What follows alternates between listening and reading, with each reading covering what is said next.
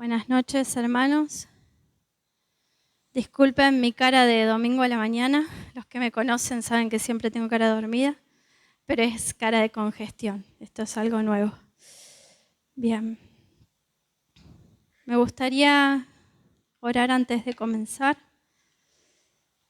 Gracias, Padre, por darme la oportunidad de compartir tu palabra.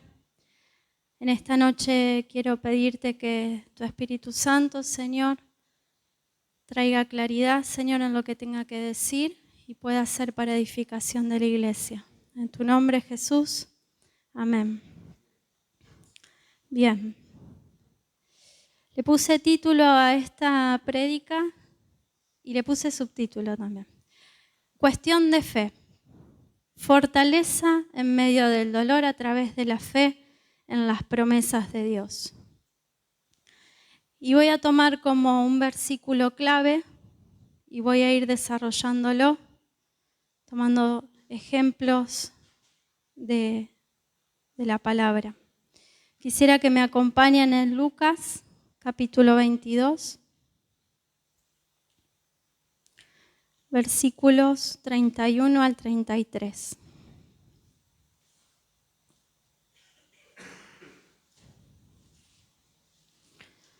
Dijo también el Señor: Simón, Simón, he aquí Satanás os ha pedido para zarandearos como a trigo, pero yo he rogado por ti, que tu fe no falte, y tú, una vez vuelto, confirma a tus hermanos. Él le dijo: Señor, dispuesto estoy a ir contigo, no solo a la cárcel, sino también a la muerte. Y él le dijo: Pedro, te digo que el gallo no cantará hoy antes que tú niegues 3 veces que me conoces. Voy a tomar el versículo 32. Dice: pero yo he rogado por ti. Y hace un tiempo el pastor Castellano nos compartía acerca de los oficios de Jesús. Y este es el oficio del sacerdote. Podemos verlo también en Hebreos, capítulo 7. Capítulo 7, 25.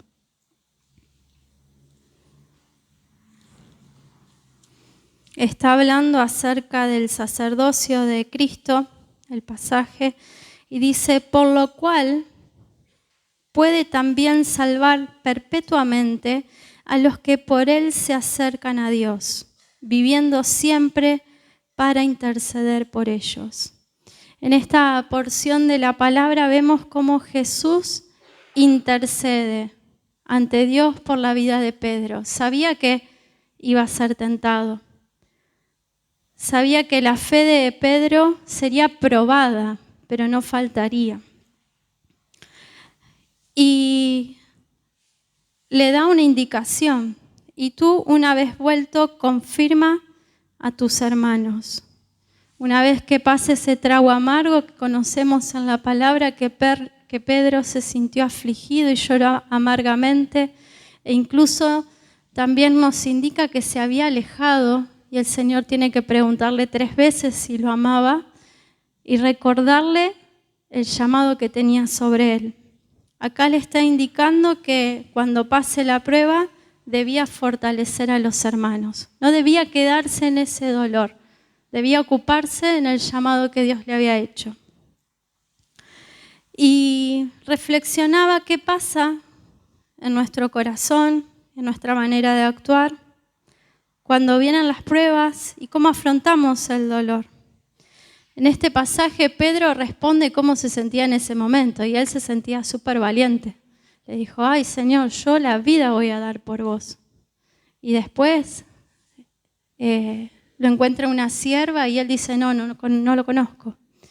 Y muchas veces, no sé si a usted le ha pasado, pero a mí sí, pensamos que cuando llegue tal prueba o si nos encontramos en tal situación vamos a actuar de cierta manera. Y siempre pensamos en nuestra cabeza como héroes, nunca como que la vamos a pasar mal. Y es la actitud lo que el Señor me marcaba acá. Pedro, cuando el Señor le dice esto, lejos de humillarse y darle gracias a Jesús porque él estaba intercediendo por esta tentación que iba a suceder, salta con su soberbia y todo su ímpetu y le dice: Señor, voy a dar la vida por vos.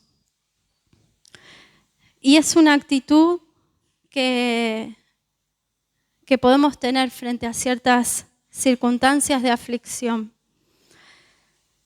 La actitud que tengamos hacia la prueba es determinada por la fe que hay en el corazón.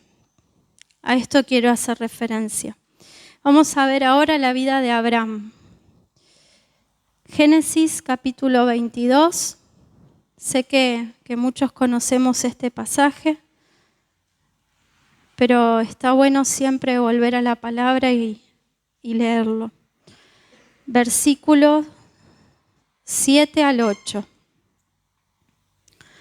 Abraham había recibido de parte de Dios la promesa de que iba a tener una gran descendencia. Y esa promesa se tardaba. Y Dios responde en su tiempo y les da un hijo, tanto a él como a Sara. Versículo 7. Entonces habló Isaac a Abraham su padre y dijo: Padre mío. Y él respondió: heme aquí mi hijo. Y él dijo: he aquí el fuego y la leña, mas ¿dónde está el cordero para el holocausto?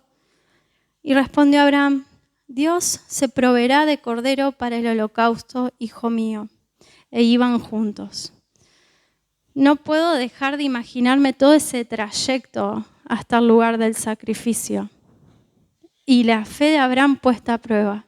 Abraham tenía la promesa y le dice a su hijo, al único que tenía: Dios se va a proveer del cordero. Vamos al versículo 9. Y cuando llegaron al lugar que Dios le había dicho, edificó allí Abraham un altar y compuso la leña. Y ató Isaac su hijo y lo puso en el altar sobre la leña. Y extendió Abraham su mano y tomó el cuchillo para degollar a su hijo. Entonces el ángel de Jehová le dio voces desde el cielo y dijo: Abraham, Abraham. Y él respondió: heme aquí. Y dijo: no extiendas tu mano sobre el muchacho, ni le hagas nada, porque ya conozco que temes a Dios, por cuanto no me rehusaste tu hijo, tu único. La actitud de Abraham es la obediencia. Y obedece porque creía en la promesa de Dios. Vemos cómo la fe es un factor importante en las decisiones que se estaban tomando. En este caso, Dios decide que Abraham conserve su hijo, pero ¿qué hubiera pasado si no? ¿Qué pasa cuando el dolor no es solo un evento puntual y hay que atravesarlo sí o sí? ¿Qué pasa cuando Dios permite la aflicción? Y meditaba en la vida de Jeremías, porque le dicen el profeta llorón, pero hay que estar en el lugar de Jeremías. Y a veces su expresión es un poco dramática. Y yo me siento un poco identificada con Jeremías porque soy un poco dramática. Pero es muy real lo que él dice. Y estos días en el Reipo escuchaba a muchos de nuestros hermanos hablar acerca de la obra. Y todos dicen la verdad. Se va a sufrir, pero también se va a ver la mano de Dios. Y el ministerio de Jeremías, él había sido llamado, estaba haciendo lo que Dios le había dicho y era perseguido por sus enemigos. Entonces en un momento se encuentra solo y hace un reclamo y presenta toda una defensa delante de Dios. Vamos a Jeremías 15, versículo 15. Tú lo sabes, oh Jehová. Acuérdate de mí y visítame, y véngame de mis enemigos. No me reproches en la prolongación de tu enojo. Sabes que por amor de ti sufro afrenta. Fueron halladas tus palabras y yo las comí, y tu palabra me fue por gozo y por alegría de mi corazón. Porque tu nombre se invocó sobre mí, oh Jehová Dios de los ejércitos. No me senté en compañía de burladores, ni me engreí a causa de tu profecía. Me senté solo, porque me llenaste de indignación.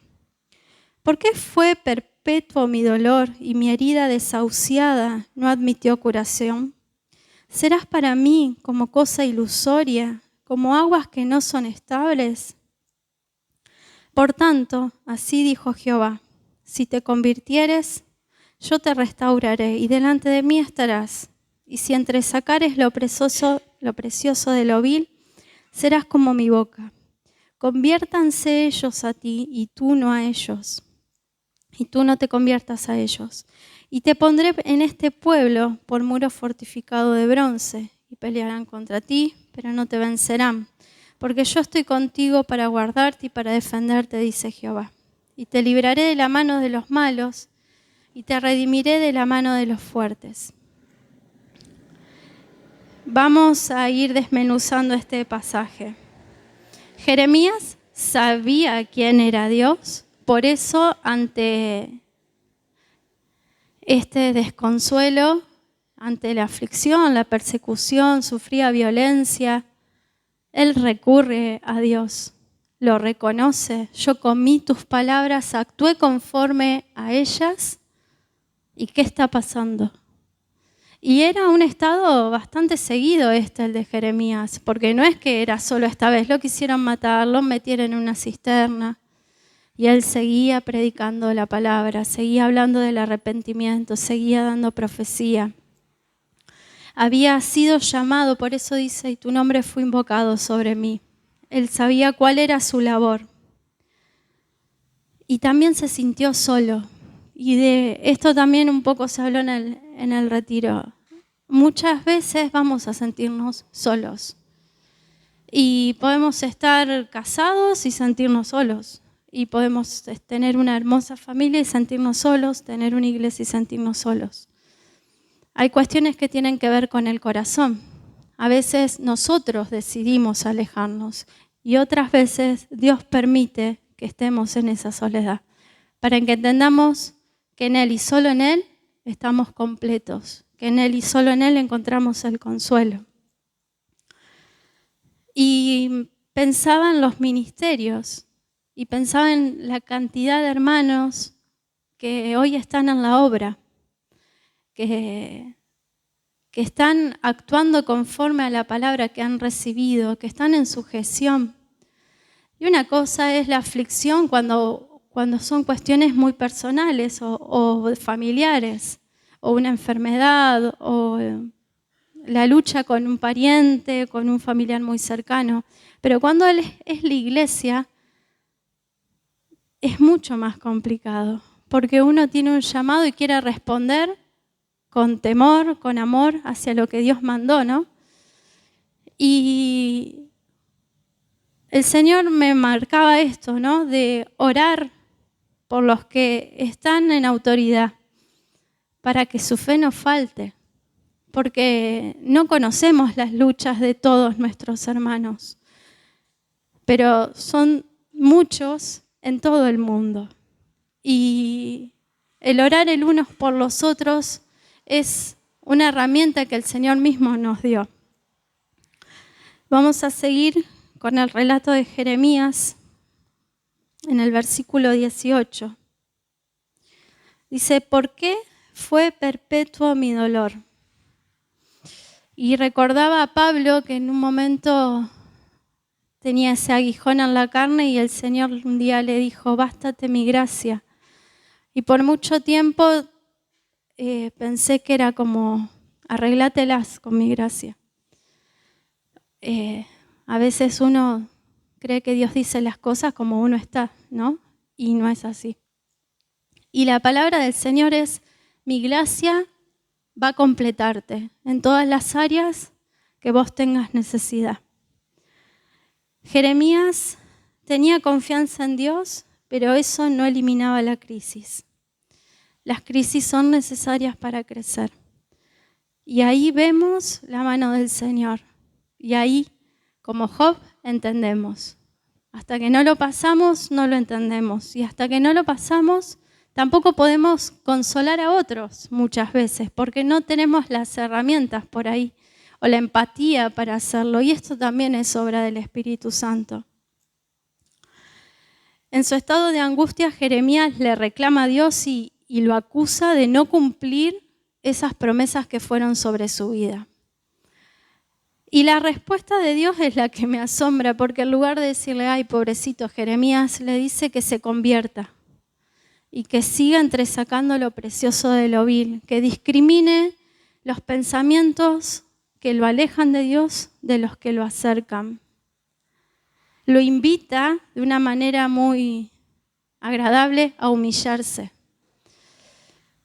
Y hago esta contraoposición porque en los momentos quizás de más dolor tendemos a ser muy soberbios, porque pensamos que sabemos más que Dios, porque pensamos que no necesitamos la oración de nuestros hermanos. Y si nos humillamos bajo la poderosa mano del Señor, si confiamos en que Él tiene el control de todas las cosas y que su voluntad hacia nosotros es en amor y para su gloria, el Señor responde y restaura. Si esta actitud no está en nuestro corazón, lo único que va a fluir es una queja, un reclamo, una acusación, y lejos de ser fortalecidos en el Señor, vamos a estar amargados y nuestra fe va a empezar a decaer. El mayor ejemplo que tenemos nosotros de sufrimiento y dolor es nuestro Señor Jesús. Él entendía lo que era la soledad, Él entendía lo que era que otros no comprendan a qué había venido a la tierra. En el momento de más agonía le pidió oración a sus discípulos y sus discípulos se durmieron. Era odiado por el pueblo, era subestimado. Tenía que estar dando señales. En un momento Felipe le dice, Señor, muéstranos al Padre. Y yo no me lo imagino a Jesús como diciendo, pero Felipe, me seguiste, viste mis señales, viste todo y aún me estás pidiendo más señales, no te basta todo lo que ya hice. Y entramos en esa también, hermanos, por ahí cuando estamos pasando por momentos difíciles. Les pedimos al Señor más pruebas de su fidelidad o de su bondad o de su existencia. Y el Señor Jesús pasó por todo eso. Él nos comprende. Quisiera que volvamos al libro de Lucas, capítulo 22. Esto sucede luego que el Señor le dice a Pedro que lo iba a negar, pero también le dice que él había rogado por él. Lucas capítulo 22, versículo 39. Y saliendo se fue, como solía, al monte de los olivos, y sus discípulos también le siguieron. Cuando llegó a aquel lugar les dijo, orad que no entréis en tentación. Y él se apartó de ellos a distancia como de un tiro de piedra, y puesto de rodillas oró, diciendo, Padre, si quieres, pasa de mí esta copa, pero no se haga mi voluntad sino la tuya. Y se le apareció un ángel del cielo para fortalecerle, y estando en agonía oraba más intensamente, y era su sudor como grandes gotas de sangre que caían hasta la tierra. Cuando se levantó de la oración y vino a sus discípulos, los halló durmiendo a causa de la tristeza. Y les dijo, ¿por qué dormís? Levantaos y orad para que no entréis en tentación. El Señor conocía el corazón de sus discípulos y sabía por lo que estaban pasando, y sin embargo les pide que oren para que no entren en tentación. Creo que una de las tentaciones que tenemos ante estas situaciones es dejar de creer en las promesas del Señor. Pensamos que la aflicción es mucho más grande que las palabras que hemos recibido. Y tomo este ejemplo, era el Señor Jesús, era Dios, tenía toda la potestad, se humilló ante el Padre, le reconoció que si era posible pase de él esa copa, le reconoció que eso también estaba en su corazón, pero se sometió a la voluntad del Padre y recibía eso que estaba destinado para él. Y también le pidió a sus discípulos, a los que él llamaba amigos, que oren por él. La oración de nuestros hermanos es importante. El orar el unos por los otros. No es necesario que sepan en detalle por lo que estamos pasando, pero poder decirle a nuestro hermano, necesito que ores por mí, y nosotros orar por nuestros hermanos. No sabemos, quizás no recordamos a todos, pero yo estoy segura que el Señor siempre pone a alguien en el corazón para que uno esté orando y cubriendo a esa persona. La oración de los hermanos es también un medio que el Señor usa para consolarnos. Quisiera que vayamos a Hebreos, hablando del Señor Jesús. Hebreos 5, capítulo 7, dice: y Cristo, en los días de su carne, ofreciendo ruegos y súplicas con gran clamor y lágrimas, al que le podía librar de la muerte, fue oído a causa de su temor reverente. El Señor recurrió a la fuente de vida, recurrió a Dios Padre para ser fortalecido y para someterse bajo su voluntad. Y un ángel bajó para fortalecerlo, no para evitarle ese dolor, pero sí para fortalecerlo, porque hubo humildad en su actuar. Y todo lo que sucede en nuestra vida ya está sucediendo también en hermanos en todo el mundo. No somos las primicias del sufrimiento, no estamos solos. Y nos identificamos con Cristo cuando padecemos sufrimientos. Vamos a Santiago, capítulo 1, versículo 2 al 3. Hermanos, puede ser cualquier circunstancia en la que te encuentres. Quizás hay mucha resistencia en tu trabajo, en tu escuela, en tu familia, y eso hace que haya dolor en el corazón. A veces puede ser una cuestión de salud que viene por muchos años, puede ser una cuestión de salud mental también que viene hace mucho tiempo, y todos nos hemos encontrado preguntándole al Señor ¿hasta cuándo? Y es hasta que Él complete su obra en nosotros. Pero no vamos a pasar nada que no esté bajo su dominio y su amor. Dice: hermanos míos, tened por sumo gozo cuando os halléis en diversas pruebas, sabiendo que la prueba de vuestra fe produce paciencia. La fe es probada como el oro. Y acá vuelvo al principio, al versículo clave. Yo he rogado que tu fe no falte. Es un tiempo quizás para muchos de luchas, quizás otros están en los delicados pastos y es un tiempo de refrigerio. Pero orar por nosotros, que nuestra fe no falte en el momento de lucha, y orar por nuestros hermanos, que la fe no falte en el momento de lucha. Y no olvidarnos que en el mientras tanto hay que seguir trabajando en las labores que el Señor nos dio. Amén.